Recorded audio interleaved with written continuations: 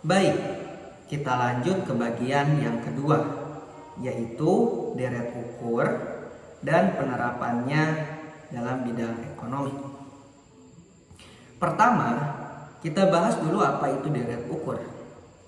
Deret ukur adalah deret yang setiap sukunya diperoleh dengan cara mengkalikan suku sebelumnya dengan bilangan tetap yang disebut rasio.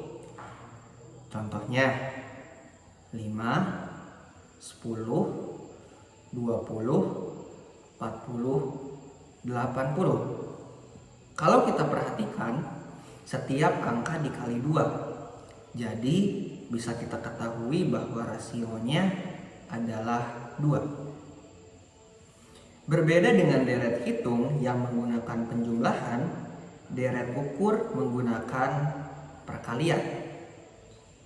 Sekarang saya coba ajak teman-teman berpikir lagi. Jika saya beri deret 3, 6, 12, 24, menurut teman-teman angka berikutnya berapa? Ya, jawabannya adalah 48 karena setiap angka dikali 2. Ini contoh sederhana bagaimana kita mengenali rasio dalam deret ukur. Selanjutnya kita masuk ke rumus, teman-teman. Untuk mencari suku ke N pada deret ukur kita gunakan rumus S, N sama dengan A dikali R kuadrat N dikurang 1. Di mana A adalah suku pertama, R adalah rasio, N adalah urutan suku. Contohnya, jika A sama dengan 5 dan R sama dengan 2, kita cari suku ke 10. S 10 sama dengan 5 dikali 2 pangkat 9, hasilnya 5 kali 512 dan mengeluarkan hasil 2560.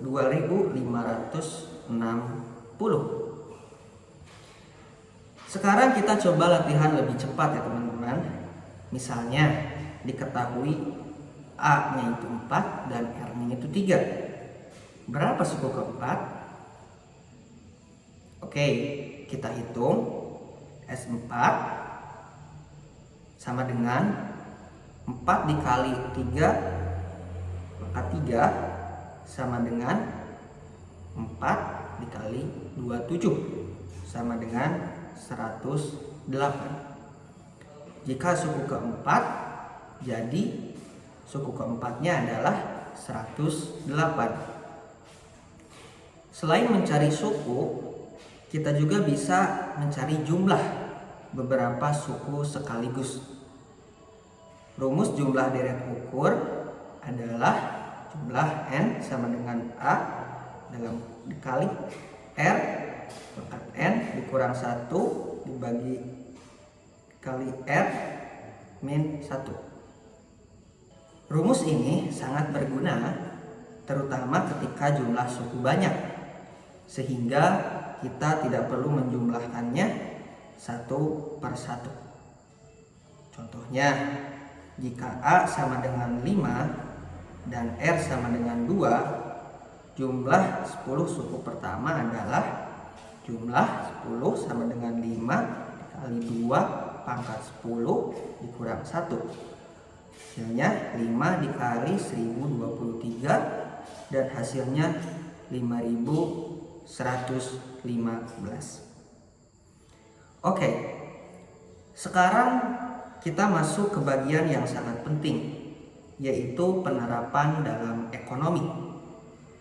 Yang pertama adalah perkembangan usaha.